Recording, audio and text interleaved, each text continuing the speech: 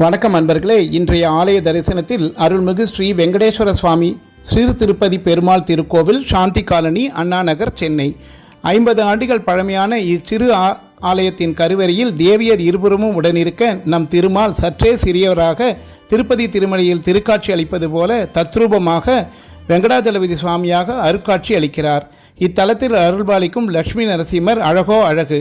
திருப்பதி திருமலை சென்று திருமாலை காண இயலாதவர்கள் இத்தலைவரிடம் தங்கள் வேண்டுதல்களை முன்வைப்பார்களாம். அண்ணா நகர் ரவுண்டானா அருகில் இது உள்ளது. இந்த சின்ன திருப்பதி பாலாஜியை பக்தர்கள் விசா பெருமாள் என்று செல்லமாக அழைக்கிறார்கள். படிப்பு வேலைக்காக வெளிநாடு செல்ல விரும்புவோர் இத்தல வேங்கடவனை உளமாற வழிபடுவது நன்மை பயக்குமார்.